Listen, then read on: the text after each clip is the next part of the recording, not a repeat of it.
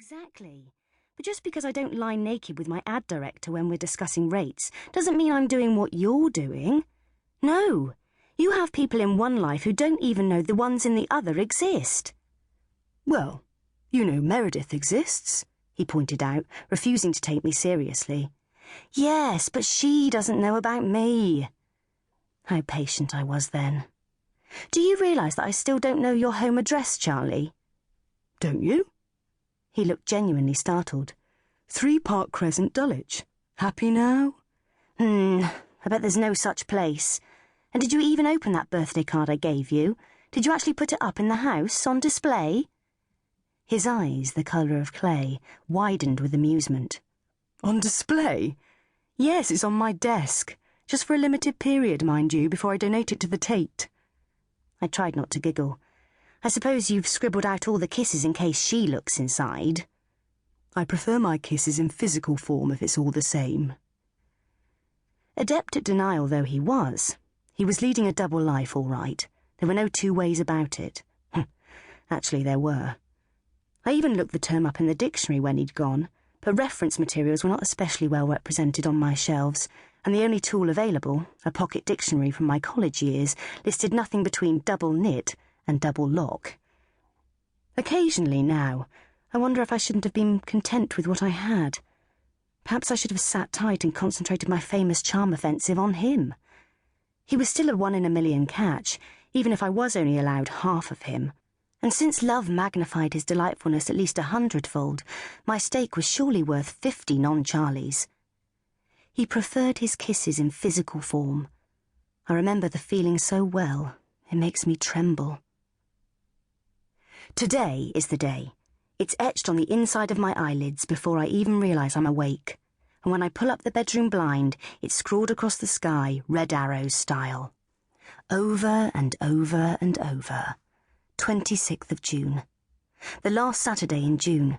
The day before Charlie leaves for San Francisco. The date I set when I finally lost my patience with him and said, "Tell her, or I will." "I mean it," I said next. And then I marched back to the office and wrote a big red M in my daybook, the one that holds every detail of every deal in current negotiation by the sales team. If it's written in there, then it's definitely happening. Not that I'd be likely to forget a date of such import, of course, but you never know when you'll be in need of that extra visual prompt. I might suffer some rogue blow to the head, for instance, followed by full-on Hollywood-style amnesia, and lo and behold, Charlie would be free once more to bury his head in the sand, just where he likes to keep it.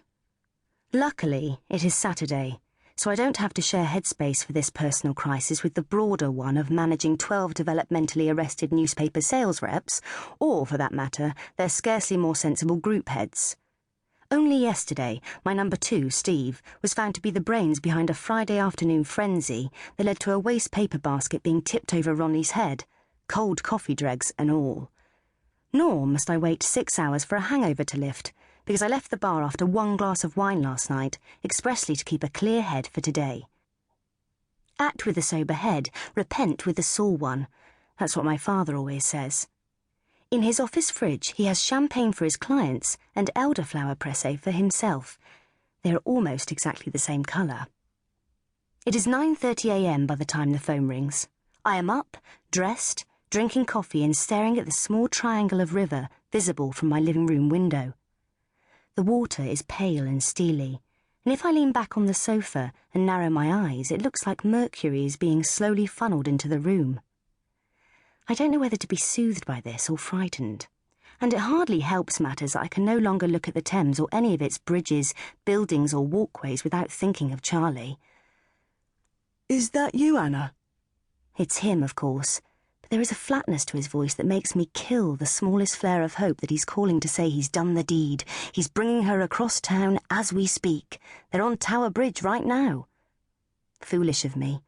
Even if he had delivered, it would be I who must be presented to her. Any meeting between us would be on her turf. "Charlie, hi." That didn't sound like you at all. He scrapes from the back of his throat that dry little chortle that's as familiar to me as my own voice. "No, I assure you it is. I don't chortle." You sound weird. Weird? I don't know. Guarded. His voice.